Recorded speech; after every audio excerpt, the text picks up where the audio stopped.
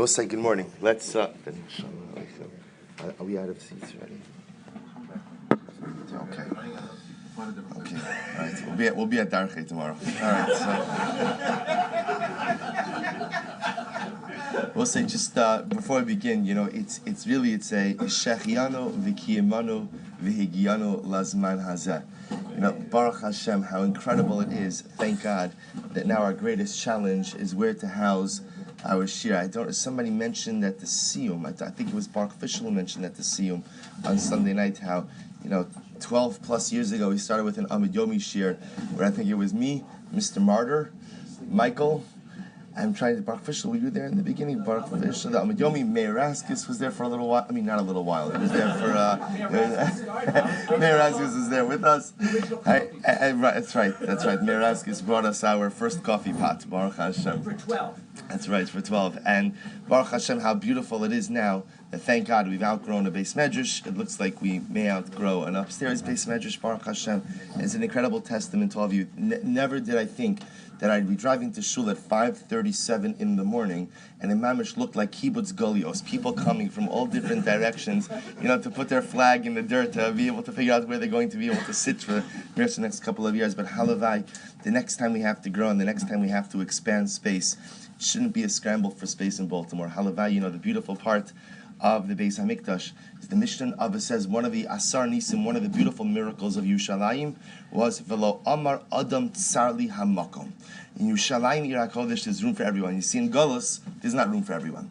In Gullus, there are space constraints. In Gullus, there are small spaces. In Yerushalayim, Ir HaKodesh, miraculously, the place that is really heaven on earth, so there's room for everyone. So halavai, we should be zochem Yirtzeh Hashem the next time we need to make a move because of limited space. Halavai, it should be to Yerushalayim and a yasher koach to all of you. Really an incredible yasher koach that Baruch Hashem, there's such a beautiful and strong kol Torah at the wee hours. I'm not sure if it's morning or night yet, but whatever it is, Baruch Hashem, that all of you are responsible for that kol Torah. And we thank our sponsors, the Lerner and Miller families, for sponsoring the Daf Yomi in commemoration of the Yartzeit of Shmuel ben David, Sam Axelrod. We hope that in the merit of our Talmud Torah, his neshama will have an aliyah.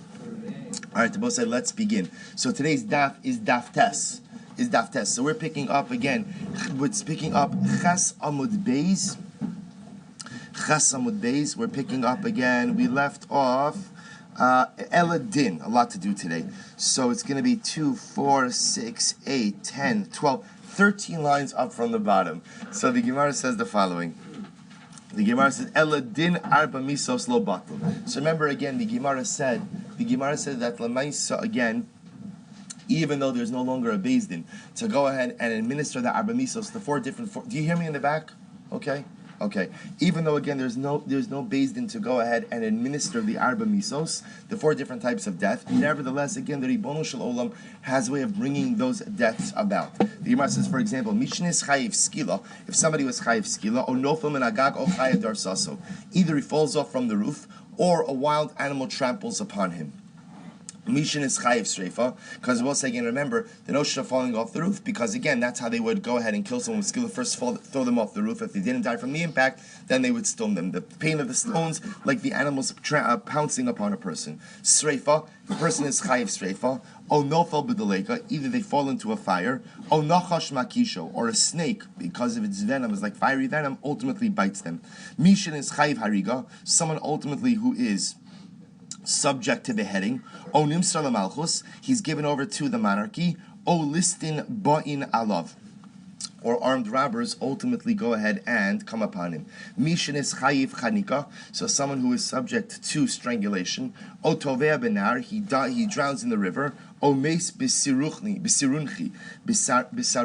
Sarunchi will say some type of disease where the throat constricts and ultimately a person is unable to breathe. I will say, now I want to be clear. The Gemara is not suggesting that every single person who dies from one of these things therefore died because of Misas Bezin. A person dies in a fire, they die. It's not what it's saying. What the Gemara is just pointing out is that even though we no longer have a Beis Din to go ahead and administer these particular capital punishments. Nevertheless, the Ribono Shel Olam does have ways to administer these punishments ultimately to those who may deserve them. Tanya, how Rabbi Meir Omer? Rabbi Meir says, "What is an amazing Gemara? How do we know that the Ribono Shel Olam acts in a quid pro quo fashion? How do we know that ultimately the midah in which a person measures out, the midah in which a person goes ahead and acts towards HaKadosh Baruch Hu is the way in which Kadosh Baruch Hu reacts towards us? Shene Emar, because the pasuk says here, the Gemara quotes from the pasuk of Yeshayahu, Bisa'asa Bishalcha Tirivena. Literally, with the precise measure, Tirivena, will HaKadosh Baruch Hu engage in the conflict, meaning the way in which you engage with God and you engage with the world is the midah in which HaKadosh Baruch Hu engages with you. An incredible yesod in terms of how the Ribono Shel Olam runs the world. Ainli elasa'a minay l'rabos tarkov v'chatzi tarkov kav v'chatzi kav rova v'chatzi rova tuman v'ochla minay. So as I said, I only know that this applies to a large measure. For example, a saw is a large measure. In other words, what Rashi points out is, I only know that HaKadosh Baruch Hu acts midah keneged midah with what Rashi calls an avera gidola, a big sin. How do I know that the midah keneged midah, the quid pro quo nature of HaKadosh Baruch Hu's actions towards us, applies to even smaller things? To which the Gemara says, Talmud Lomar ki kol so'on so'ein. Every measure is mixed together with great noise, birash. In other words, that even the smallest measure, even the smallest aveira, HaKadosh Baruch Hu responds in kind. Uminayin, shekol pruta upruta. We have to find somewhere Mr. Shlomo can have a normal seat, right? So 10. You don't have a seat. You haven't given to the building fund. It's an excellent point. We should talk. So the Gemara says, I think I left you a message. Didn't I leave you a message? And I will say, how do we know that every single pruta, every single small aveira, ultimately combines to what he calls the cheshbon gadol? How do I know that every single aveira, even a small one, ultimately counts? Talmud Lomar, achos la'achos limtzo cheshbon. V'chein matzinu b'sotah. I will say, so too we see when it comes to Sotah, shebemida shemadada ba madadu la. We'll say we see with Sotah that the way we punish her ultimately is midah keneged midah. He amda Pesach beisa lira oslo. She stood by the entranceway of her home to motion into the adulterer to come in. Lefichach koin ma'amida shar nikanor ma'ar kolona lechol. So therefore again we stand her by shar nikanor, and therefore again her degradation is there for everyone to see. He pirsala sudrin na'in aurosha. She put on beautiful kerchiefs to make herself look beautiful for the adulterer. Lefichach koin not al keep on the aurosha. Therefore, the coin removes the head covering from her head. And puts it by her feet. He kashtalo paneha. She ultimately made herself look all beautiful for the adulterer. Therefore, her face becomes pale. We'll see that that's a result of the waters. She put on eye makeup. Therefore, we'll see that her eyes bulge out ultimately as a result of this process. He called Allah as Sarah, lefichach kohen soser as Sarah. She went ahead and she braided her hair. Therefore, again, the kohen undoes the braid. He herasa lo be'etzba. She motions for the adulterer to come in with her. She motioned with her finger that the adulterer should come in. Lefichach tzipar neha noshros. Therefore, her fingernails fall off. He chagra la betziltzul. She adorned herself with a belt to make herself look beautiful. Lefichach Kohen mevi cheval hamitzi v'kosher l'mala midadeha. Therefore, the Kohen goes ahead and brings. Remember again, this cheval mitzri. This cheval mitzri is this. Where we saw Machlokes Rambam and Rashi, so whether or not it literally means like from Egyptian palms or just a rope from palm fibers. He pashta lo esirecha. She extended her thigh for him. Lefichach yirecha nofeles. Therefore, ultimately, again, her thigh is the first part of her body, or literally, nofeles means it sinks in, or it becomes, nofeles, it falls. We'll see what that means. He kibal to al kresa. She receives the adulterer on her stomach, meaning he lays on her. Lefichach bitnat tzava. Therefore, her stomach swells. He ha'echilasam ma'adane olam. She gave him delicacies of the world to eat. Lefichach karbana ma'achal behema. Therefore, her carbon ultimately again is made of animal food. He ishkasalo yain meshubach bekosos meshubachim. She gave him to drink good wine in beautiful goblets. Lefichach koin mashke mayim hamarim b'mekedo shel cheres. Therefore, the kohen gives her to drink bitter waters in literally an earthenware vessel. He asasa b'seiser. She conducted herself with this immorality in private. Yoshev b'seiser el elyon sam ba panim. Ultimately, he who dwells, Ribbon Shalom, who dwells b'seiser elyon in the hidden dimensions of the above the celestial sphere, ultimately turns his attention to her. Shene Emar, he quotes over here from the pasuk in Eov, ve'ein no'ef shamra neshef. Leimor lo. I'm sorry, let me read that again. Ve'ein no'ef shamra neshef leimor lo tishureni ayin. Literally, the eye of the adulterer guarded itself, and hopefully guarded itself from being seen by others, and no one else will see what I'm doing. The idea of it is that she tries to conduct herself in secrecy, but it turns out, of course, that HaKadosh Baruch Hu goes ahead and exposes all that she has done. But the point of all this is to show that the punishment of Sotah is midah kineged midah, is a quid pro quo. So the Gemara goes back to Davar Acher. He asasa b'seiser. She went ahead and she conducted herself in private, meaning with her adultery. Hamakom pirsama begalui. The Ribbon Shalom exposes her iniquity, her wrongdoing in public. Shnei Amar, to quote from the pasuk from Mishlei, tikasena sina b'masaon. Tigala ra'aso bekahal. That literally, he who goes ahead, or she who goes ahead, who tries to disguise their animosity, ultimately their evil will be revealed in front of the kal. Ume achar denafgale me'achos la'achos limtza cheshbon. So we'll say, now that we establish the fact that ultimately a person is held accountable, midah keneged midah, for even the smallest avera, from the pasuk of achos la'achos limtza cheshbon. Ki kol so'on so'in bera'ash lamali.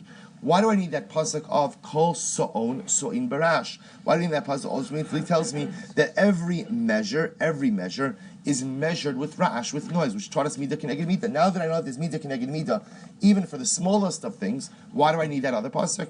To which the Gemara says, I'm sorry, I just lost that place. Lamali lichemida. So that pasuk teaches me that not only does HaKadosh Baruch Hu hold us accountable for even the smallest of sins, but what? But the Ribbon Shalom punishes us midah kineged midah. Ume'achar denafkale miki kol so'in berash. But if that's the case, I learn midah kineged midah from the pasuk of kol so'on so'in berash, then why do I need the original pasuk quoted of bisa'asoa b'shilchat rivena? To which the Gemara says, I'll tell you why. Lichid Rav Chinna bar Papa, because Rav Chinna bar Papa, Rav Chinna bar Papa, in HaKadosh Baruch Hu nifra mina uma ad shas shilucha. The Ribbon Shalom does not go ahead and punish a nation. Ad shas shilucha. Both says shilucha means over here ibuda min ha'olam. Meaning, this is very interesting. The Ribbon Shalom only punishes, this dafka refers to the Gentile nations, only visits punishment upon the Gentile nations when their iniquity is full. Meaning, when it comes to Klal Yisrael, HaKadosh Baruch Hu often punishes us in smaller intervals. And the reason for that is that the punishment should be a little bit less, as opposed to punishing us once we've filled up, so to speak, our sin cup, right? Our sin quota. With the nations of the world, HaKadosh Baruch Hu only punishes once they have finished their sin quota. The Gemara says, is that true? Rava said, Shlosha kosos ha'amuros b'mitzrayim lama. Yet again, the pasuk refers to 3 cups that Egypt drank. So what's the deeper meaning of those 3 cups? If you look at Rashi's Gimel Kosos, Bechaloma shel Saramashkim. This refers to the dreams of the Saramashkim, of the butler. 3 cups were in the dreams. Why were there 3 cups in the dreams, ultimately, of the Saramashkim?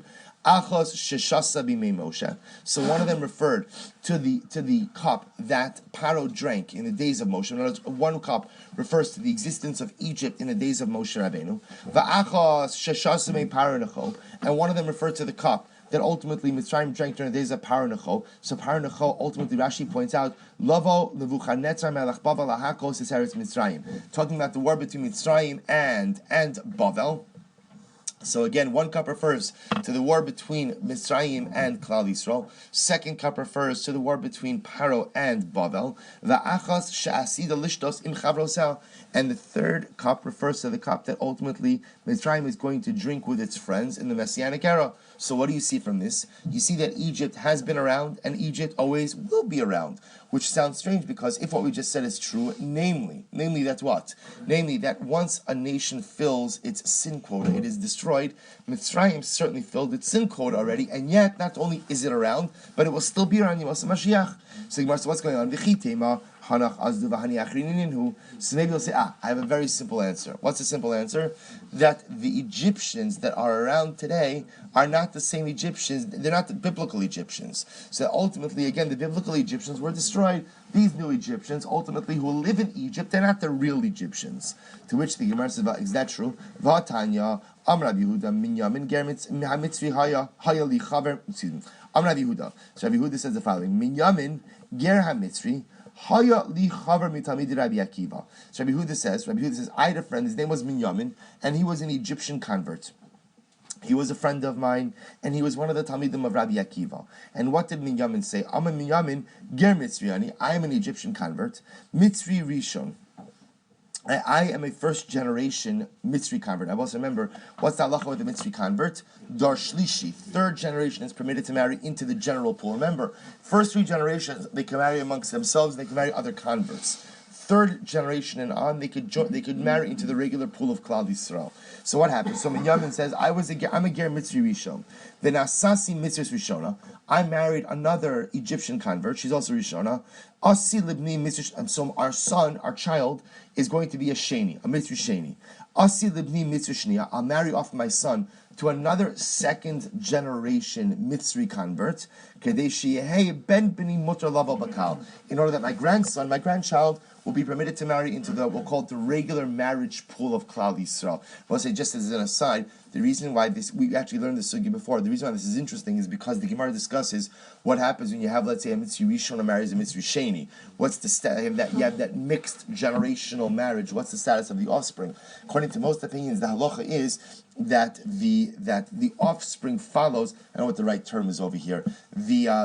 The weaker parent. In other words, so for example, if a Rishon marries a Sheni, that child is a Sheni and not a Shlishi. That's why Minyamin is saying, I'm a Rishon marrying a Rishon. My son's going to be a Sheni. I'm going to make sure I marry him off to a Sheni. That way my grandchild will be a Shlishi and they can marry into the normative marriage pool. The reason why this is important is because already you see Talmidim Rabbi Akiva, and yet they're assuming that the Mitzrim are still the real Mitzrim. So to say that the biblical Egyptians disappeared would clearly be not true. Oh, so that's a good kasha. That's a good kasha. Apparently Nebuchadnezzar was mevalbel the nations, but apparently some of the indigenous population still remained in place. So the Gemara says about Ella. This is what the pasuk comes to teach us. What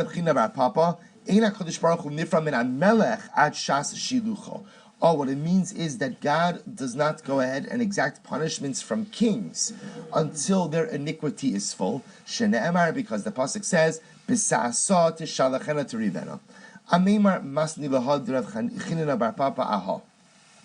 So Ameimar, he framed Rav Chinna Bar Papa's statement with the following idea: My dichsiv ki ani Hashem lo shanisi va'atem b'nei Yaakov lo kilisem. What's the meaning of the pasuk when it says I am HaKadosh Baruch Hu lo shinisi, which literally means I have not changed. Va'atem b'nei Yaakov lo kilisem, and you, children of Yaakov, I have not destroyed. Ani Hashem lo shinisi lo ikisi le'uma v'shinisi la. This is very interesting. Yibon Shalom says, I am God. I have never struck a nation and then struck them a second time. I've never repeatedly punished the nation. The Atem b'nei Yaakov lo chilisem. Now, of course, one exception to this rule is Klal Yisrael. But HaKadosh Baruch Hu says, don't worry, because no matter what happens to you or how many times it happens to you, I assure you that you'll be okay. Because the pasuk says, Chitzai achale bam. Literally, now the way we literally translate that is literally achitzai achale bam. I will finish my arrows. I will finish my arrows against them. What does that mean? Kalin vehein inan kalin. Bon Shalom says, there are no more there are no more arrows. I thought it was like a drum roll, right? There are no more arrows in my bow. So I've finished with my arrows, but yet what? Klal Yisrael still exists. It was an amazing message where the Rebbe Shalom tells us many times that as much as sometimes it's going to hurt, and as much as sometimes it's going to do things to us that seem to defy comprehension, one thing is clear: Netzach Yisrael lo yishaker. Our people will never cease to exist. We may limp a little bit, we may be damaged, we may be hurt, our hearts may be broken, our bodies may be broken, but Klal Yisrael will always exist. Amar Rav Hamnuna, he will say again, Eina Kadosh Baruch Hu nifra min ha'adam asher tismale sa'aso. So they will say this is actually a very interesting statement that is subject to much dispute. But here the Gemara says that Kadosh Baruch Hu only exacts punishment from a person up only when his iniquity is full, only when his measure of sin is complete. Shene Emar, because he quotes over here the pasuk from Eov, Bimlaos Sifko Yetzer Lo. The reason I say that is subject to dispute is because remember we saw in Mesechus Yuma, right? Remember the Gemara in Yuma where the Gemara brings down that sometimes HaKadosh Baruch Hu visits much smaller yisurin upon a person in order not to have to exact more major punishment. So sometimes the Ribono Shel Olam will give us small punishments again at different intervals to lessen the sentence. So for example, remember the Gemara says, what's one of the examples of Yisurim Kitanim? So the Gemara says, I want to get a quarter from my pocket. So I reach in my pocket to pull out a quarter, and I go ahead and I pull out the nickel. The Gemara says, Zohi Yisurin Shel Ava. That's also misfortune. That's also punishment. Things don't go my way in life, big or small. That's also misfortune. But understand, that's out of love. That's sometimes the Ribono Shel Olam has to do certain things to us, but chooses to go ahead and visit upon us a series of smaller setbacks instead of a larger punishment. Here Rav Hamnuna is taking a different approach. Rav Hamnuna seems to say, no, Kadosh Baruch Hu only exacts punishment from a person once their sin quota is filled. What's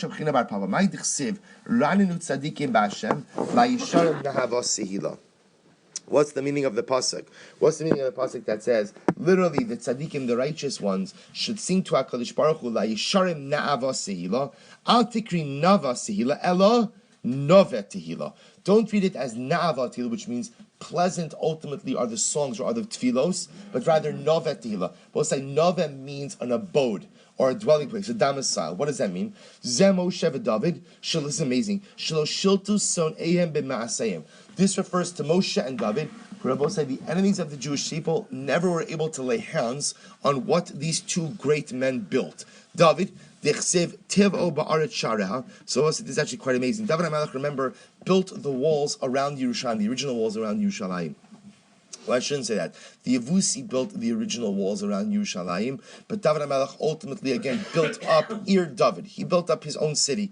So the pasuk says that when the enemies marched on Yerushalayim, HaKadosh Baruch Hu caused the nace, almost like a Yericho like nace, and the walls that David built sunk into the ground, in order that the Gentile invaders should not have any ability to take advantage of these walls. Moshe, listen to this. The Amar Mar, Misha Nivna Mikdash Rishon, when the Beis HaMikdash was built, Nignaz Ohel Moed, Krashav, Krasav, Ubricha, Va'amuda, Va'adonav. But so listen to this. When the Beis HaMikdash was built, the Mishkan was hidden away. Where was the Mishkan hidden away? Heichon, Rav Chisda, Ravimi, Tachas Mechilos Shal Heichal. Well, so remember, we know that Shlomo HaMelech constructed a complex series of tunnels underneath the Beis HaMikdash for a variety of reasons. Number one is an escape from Yerushalayim. He saw prophetically that there was going to be a time when this Beis HaMikdash would no longer, unfortunately, stand. Also a place to be able to hide certain things like the Aron HaKodesh, Bris. So ultimately says the Gemara something amazing. That's what? That Lamaisa, again, the Mishkan is still hidden to this day, hidden underneath the tunnelways, somewhere underneath the Beis HaMikdash. Tan Rabbanan. Sotah nitna ina b'misharos, another amazing Gemara. Back to Sotah. Sotah nasna ineha b'misha ino ra'ila. So said the Sotah went ahead and literally set her eyes on something that was not appropriate for her. Masha biksha lo nitala. What she wanted ultimately was not given to her. Umasha biyada natluha mimena.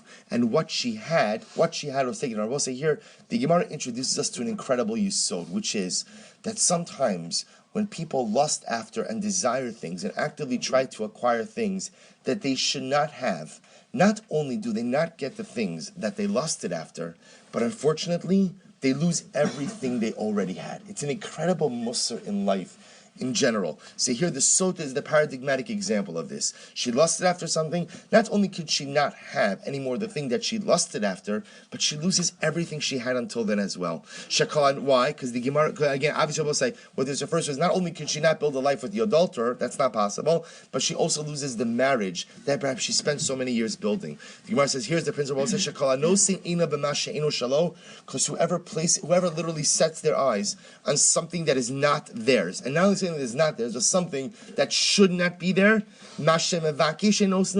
what you're trying to acquire will not be given to you, and that's what you already have. Ultimately, again, it's taken. It's an incredible musr in life. You understand that sometimes people spend their lives trying to acquire, trying to get that thing, and they never think for a moment, is that thing, and you can follow them, whatever the thing is that thing really what's best for me? And they spend years trying to acquire that thing, and so Lemaisa again, they lose in the pursuit of that thing. They go ahead and they lose out on everything they have in their hands. But I'll just tell you, can I take a 30-second commercial for just a moment? I mean, no, we were finishing this anyway. So I just said something interesting. The truth is, I made a mistake. I have to give Akara Satov to the Lerner and the Miller families. I didn't announce the full sponsorship. So the Miller, it's in honor, Baruch Hashem, Shechianu B'Kimanu Zechisi. Today is my 40th birthday. So shkoyach to the Learners and the Millers, I can't not announce. So I'll just tell you, just an incredible. It's everybody. I'm sorry. Yeah, Yaakov, who was that? Yaakov Ari. All right, so let me cut that out. So I say shkoyach to the whole shir. So I'll just tell you something amazing for that. Thank you. I'm sorry. You should just read it. Like we do every day. Okay. I have to read it out loud? Every day. I shouldn't. Let's go back to the Gemara. And someone else. Ari, you're Do I have to read it? Okay, yeah, just read it. Yeah. Daf Yomi today is sponsored by the Daf Yomi Shir in honor of the birthday of Baruch. To learn with you, I made that for sure. Amen.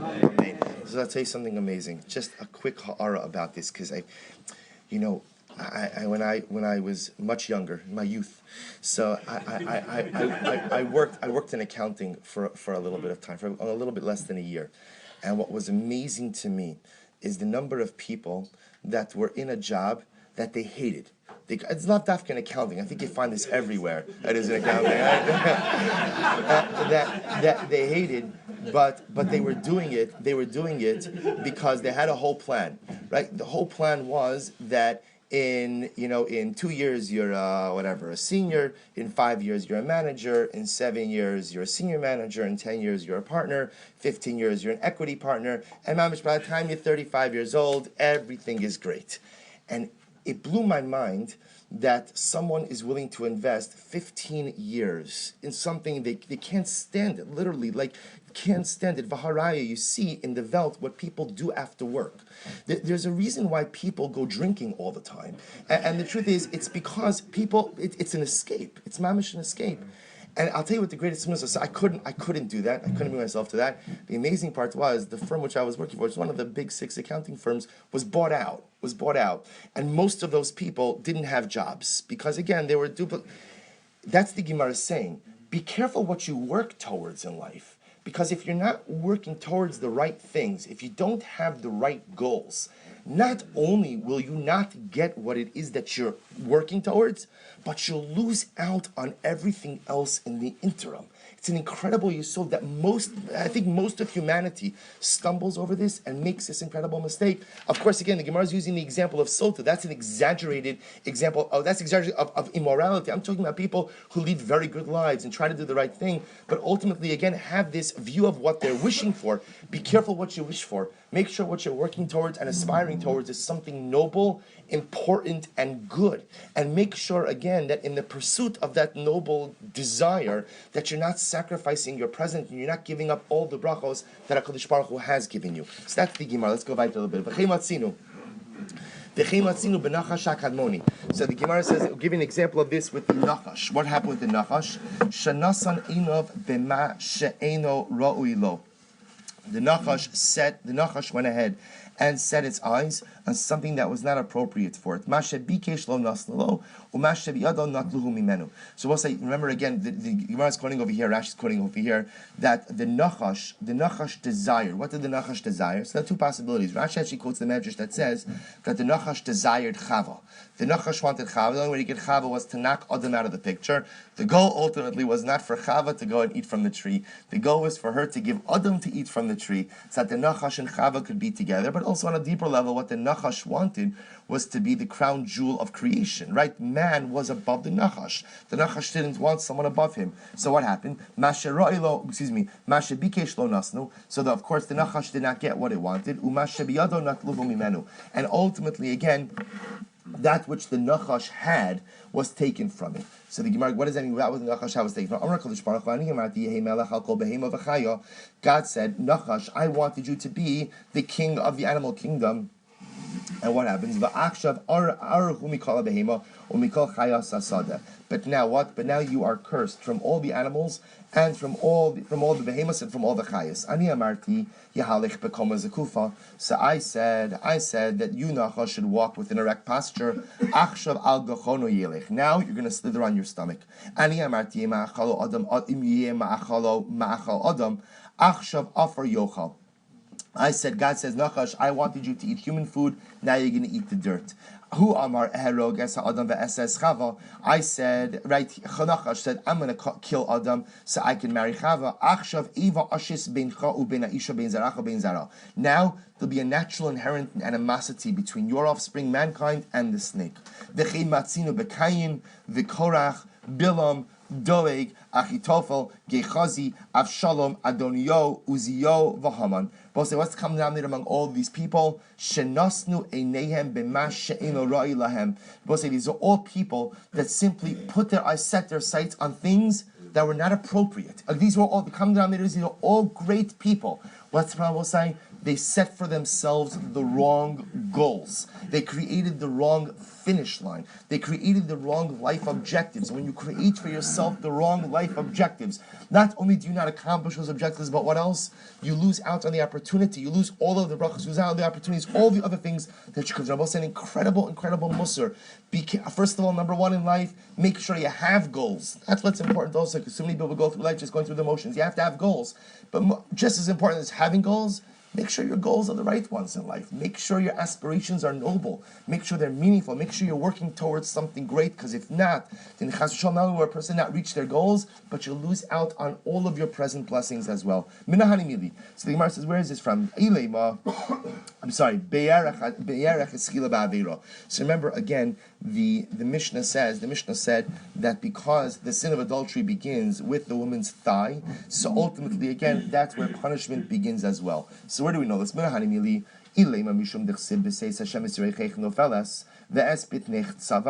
perhaps it's because the pasuk says that HaKadosh Baruch Hu will cause literally your thigh to fall and your stomach to swell. So you see over here that punishment begins with the thigh first. The haksib, but the pasuk says v'tzivsa b'chav. But yet the pasuk itself says, when talking about the actual punishment of the sotah, so the pasuk says her stomach will swell and her thigh will fall.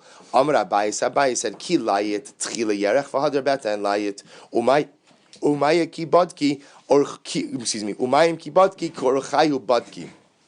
Beten bereisha v'hadar yerech. So we'll say, so again, it's quite possible that when the curse comes, so the curse is first made towards first focuses on the thigh, then the stomach. But when the actual punishment occurs, the punishment occurs in the normal course of the way the waters enter the body. So since the waters will first impact the stomach and then the thigh, so the punishment itself is first manifest in the stomach and then the thigh afterwards. But by the curse it also says, Namiksiv, litzbos beten velan pil yerech. But by the curse it also says that that the stomach will swell first and then the thigh will fall, which again indicates to us that lamaisa what? That the stomach is first, then the thigh, which seems to go against the Mishnah, because the Mishnah said the thigh is punished first because of midah kineged midah. Hahu demodula koin debeten bereisha v'hadar b'yerach shal hotzila zamayim hamarim. That's the coin telling her, just so you know what to expect, the waters will impact your stomach first and then your thigh, in order that what? In order that she should be aware of what it is that's occurring, in order that no one should think negatively of the waters. What does that mean? That a person shouldn't think that the waters aren't working because they impact the stomach first and then the thigh. Therefore, the Kohen says, as much as Mida Keneged Mida dictates that the thigh should be punished first because that's where the Avera started, but the warders check the woman in the normative course, we'll call it of physical ingestion. So because of that, the stomach is impacted first and then the thigh afterwards. Says the Mishnah. Both say this is just so you should know, people often wonder, why, there's such an emphasis on Gemaras, in Gemara in general, like in yeshiva learning. I'll say, just so you understand, because again, you'll notice in Gemara, you have everything. You really do have everything, right? Of course, you have Tanakh, because we learn, again, we saw the Psukim, but you also have incredible Musar and incredible Hashkafa. So that's why, again, really everything is in Gemara. And you're going to see this Mishnah is amazing. The Mishnah says, Shimshon halach achar einav. Shimshon followed his eyes. Lefichach nikru plishtim esainav. Therefore, again, the plishtim, when they punished him, gouged his eyes. Shene emar vayachazuhu plishtim vayinakru esainav. Ultimately, again, the plishtim took hold of him and they gouged out his eyes. Avshalom nisgoe besaro. Avshalom became arrogant because of his hair. Lefichach nitla besaro. Therefore, Abba said he was hung by his hair. Hanged.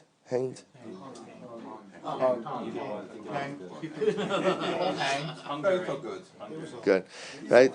He got stuck by his hair, right? So the idea of it, this is talking about, of course, again, remember in the battle between Avshalom and his father David gave explicit instructions, again, not to kill Avshalom. Avshalom was riding away on his donkey. His hair, he had a lot of hair. I say that longingly, right? He had a lot of hair. He got stuck. Literally, his hair got tangled in the tree. It's amazing. The donkey, he literally got pulled off the donkey. The donkey continued on. And Avshalom is sitting there dangling from his hair by the tree. So ultimately, he's killed. He's killed by Yoav and David's other officers. So what happens? And because of also, remember, one of the terribly immoral acts that Avshalom did is that when he took over his father's throne, remember, David chose to run away rather than fight against his own son. Avshalom violated all of the concubines of his father. So because he violated the concubines of his father, lefichach nasnu ba eser lunvios. Therefore, again, there were 10 spears plunged into him. Because he violated 10 concubines, there were 10 spears plunged into him. Shena Amar, Vayisbu Asar Anosh Nosek Leyoav, Ulefi Shaganav Gimel Gnevos, and because he stole 3 things. What did Avshalom steal? Leiv Aviv, he stole the heart of his father. Leiv Bezin, he stole the heart of the court. V'leiv Yisron, he stole the heart of Klal Yisrael. So many steal, both in this context means he deceived. He deceived his father, he deceived the Bezin, he deceived Klal Yisrael. So what happens? Lefichach Nisku Ubo Gimel Shvatim. Therefore, again, we will see that Yoav himself put 3 swords or 3 spears into Avshalom. Shnei Amar, Vayikach Shlosha Shvatim Bakapo, Vayiskeim Balev Avshalom. V'chein Linyan Atova. Rabbi say, lest you think that Mida Keneged Mida is only by negative things, is only by sin. It's not true. Mida Keneged Mida applies when by good things as well. Listen to how beautiful this is. Miriam hemtina leMoshe shah achos. Miriam waited for Moshe for just a moment. This refers, of course, to when Moshe Rabbeinu, his mother, Yocheved couldn't hide Moshe anymore. She puts him in a basket, puts him on the Nile. So what happens? Miriam stays there.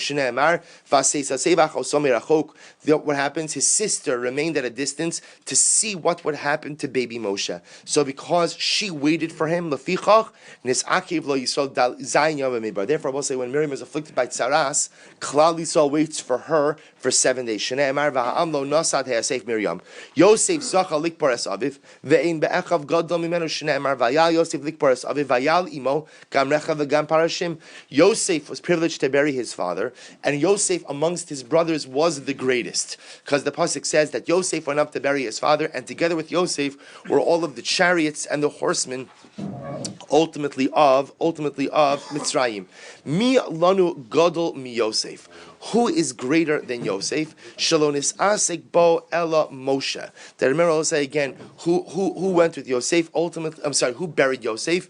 Moshe Rabbeinu buried Yosef. So what happens? Well, so we know that when all of Klal Yisrael was going to go ahead and take the spoils of Egypt, so Moshe Rabbeinu was gathering the atzamos of Yosef. Therefore, Zacha b'atzamos Yosef, ve'ein b'Yisrael gadol mimenu shnei amar, va'ikach Moshe's atzmos Yosef imo. So Yosef, who was the greatest to bury his father, was privileged to be buried by the greatest, by Moshe Rabbeinu. Mi gadol mi Moshe, shlonis asik bo el hamakom. Moshe Rabbeinu was the greatest person in Klal Yisrael, and who buried Moshe Rabbeinu? The Ribono Shel Olam. Shnei Mar Vayikbar Osa Begai Lo Al Moshe Bilvad Amru. So it's not only, bless you. So it's not only Moshe Rabbeinu, the great tzaddik who was buried by HaKadosh Baruch Hu. Ella Al Kol HaTzadikim Shnei Mar. Rather, again, all the righteous merit burial by HaKadosh Baruch Hu. So we'll have to see what that means. Shnei Mar V'Halach Lefanecha Tzidkecha Kivot Hashem Ya'asvecha. Taner Rabbanan Shimshon Be'inav Marad. What does it mean that Shimshon rebelled with his eyes? What does that mean? Shenemar Vayomer Shimshon El Aviv Osa Kachli Kihi Yishara Be'enai. So Shimshon says to his father, take her from me because she is right in my eyes. I also remember the Shimshon story is an exceptionally complex one, and the reason why it's a complex one is because Shimshon marries Philistine women, as we're going to see. But essentially, Shimshon is a deep cover Nazir. I remember Shimshon we saw from our Nazir days is a Nazir Mirechem, a very unique type of Nazirus, already declared from the womb. The only way for him to go ahead and fight against the Plishtim was to be amongst them. Remember, there was no way to wage a battle against the Plishtim because we were outnumbered. We were just outnumbered. There was no way. What Shimshon does is Shimshon becomes part of the Philistine community, and the way he wages battles against the Plishtim is by making his battles not look like a Jew-Philistine thing, but rather look like what? Inter-Philistine squabbles. He is wiping out large number of Philistine men by making it look like, again, he has some type of personal beef with them. Some of it is about women, some of it is about land, and like this, he's able to significantly weaken and diminish Philistine ranks without it looking like Klal Yisrael is waging a war against the Plishtim. But of course, again, it comes with its incredible difficulties and moral challenges as well. So what happens? So Shimshon says to his father, I want you to take this woman for my wife because as my wife, because ultimately she is shara be'enai lefichach. Now, both so the idea is that when Shimshon identifies this Gentile woman, he wasn't just marrying her for the sake of infiltrating Philistine ranks, but rather, again, there was some personal desire involved as well. That personal desire ultimately goes ahead and erodes the sanctity of his mission, which both is another incredible musar, that in life it's not just enough to do the right thing, you have to do the right things for the right reasons. You see this ma'asim b'chol yom all the time. People get engaged in the right causes, but then ego takes over, other thing takes over, suddenly they're no longer doing the right things for the right reasons. That tarnishes the entire endeavor. So because Shimshon, although he was on a holy mission, but ultimately there was an element of desire involved, lefichach nikru plishtim es einav. Therefore the plishtim gouged out his eyes. Shnei amar vayachazeu plishtim v'anakru es einav. Ini, is that true? V'hakse, but the pasuk says v'aviv v'imo lo yadu kimi Hashem hizu, but yet his parents did not know that his entire desire to marry a Gentile woman was because from HaKadosh Baruch Hu. So why is he held accountable? He was on a mission from God. The Gemara says ki azal miha basa yishrase asla. Because at the end of the day, the pasuk says he yashra be'enav means that he wasn't just doing this l'shem shemaim. He desired this woman as well. Tanya Rabbi Omer tchilaso kilkol ba'aza lefichach laka ba'aza. Shimshon's the beginning of his downfall, the beginning of his spiritual decline was in Azah. Therefore, again, ultimately he dies in Azah as well. Tchilaso kilkol ba'aza. Where do we see that the beginning of his downfall was in Azah? The chsiv vayelech Shimshon azasa vayar Shem isha zona. Shimshon went to Azah and he saw he cohabited with a harlot. So because again that was the beginning of his spiritual downfall. Lefichach laka ba'Azah. Therefore, ultimately again he's punished in Azah. The chsiv vayaridu oso azasa. The Plishtim brought him down to Azah. That's where they gouged his eyes, and that's where ultimately he dies. V'hakse vayered Shimshon timnasa. But 1 second. But the pasuk says that Shimshon went down to Timnah, and there again, that's where also he suffered a moral decline. So yet tchilas kilkulo miha ba'azahaya. But yet at the end of the day, again, the beginning of his spiritual decline was in Azah. So what happens? It was after that. Vayev isha benachal sorek ushma Delilah. So we'll say, so what happens? So the Navi tells the story. Shimshon went down to Nachal Sorek. He falls in love with a woman, and her name is Delilah. Delilah is a Philistine woman. Tanya Rabbi Meir Omer El Malelo Nikra Shma Delilah. Even had her name not been Delilah, we would have given her the name Delilah. Why? Dildala es kocho, dildala es libo, dildala es masav. Both say Chazlashon of Delilah is from dildala. Dildala means to uproot or to detach. She uprooted ultimately She uprooted his koach, she uprooted his heart, she uprooted his actions. Meaning she went ahead and she uprooted, meaning she essentially, she drove the wedge between Shimshon and his heart for HaKadosh Baruch Hu, his strength and his actions. Dildul as kocho, she went ahead and she literally uprooted his strength. What does it mean? D'chsiv, vayasser kocho me'alav. Because let's remember again, Delilah is the one ultimately who cut Shimshon's hair, thereby causing him to lose his Nazarite strength. Dildula es libo, she goes in, she uproots his heart. I'm sorry. Dildula libo. Tichsiv atera Delilah ki higid la es kolibo. Well, so remember, Delilah is pestering Shimshon to tell her, why are you so strong? Why are you so strong? Why are you so strong? And what happens? He doesn't divulge it. He doesn't divulge it until one day he finally does. Dildula es maasav the istalik shchina minei. She uprooted his actions because through causing him to do certain things, she caused the shchina to depart from him. Dichsiv v'hulo yada ki sara Hashem me'alav. So Shimshon did not know that God departed from him. Delilah ki higid la es kolibo. So remember again, Delilah is asking Shimshon over and over, what's the source of your strength? He refuses to tell her. Finally, he tells her what? Nazir Elokim ani, I'm a Nazir, and ultimately I allow my hair to grow. That's the source of my strength. So finally, Delilah saw. Now, by the way, he told her a couple of other things before and that were not true. Now she finally sees that he's telling her the truth. How did she know that? Mina yada, Amar Rebbe, listen to this, we'll say, Nikarin divrei emes. This is an amazing answer. Because words of truth are recognizable. In other words, you can tell when someone's telling you the truth. The converse may not always be true. You can't necessarily tell when somebody's lying to you. Maybe very astute people can. But the words of truth resonate with a certain profundity and sincerity. Amar Abaye, Yada bo ba'osa tzadik, delo mapik shem shemayin levatala. She realized that what? Shimshon never said the name of God for no purpose. Kevan da Amar Nazir Elokim ani. But once she said that what? Once he said, I am a Nazir of God, Amra Vadai Kushtaka Amar. She said what? She said he must be telling the truth. Ultimately, why? Because he is uttering the Shem Hashem. Rabbi said we will stop here. Again, we're going to pick up with the story. This is the story of Delilah and Shimshon is not finished. We'll pick up with the most intriguing parts of the story, Meretz Hashem, tomorrow. Again, Mesilas Hashem at 5:45. And Meretz Hashem will start the daf a few minutes to 6 o'clock. I thank you and the Yashakach to everyone for your sponsorships. Halavayu should be zochet to continue to grow and grow. Michael, all of us in the days, weeks, and years to come. Both say just a quick announcement. There is a Shiva home. There is a Shiva home that is in need of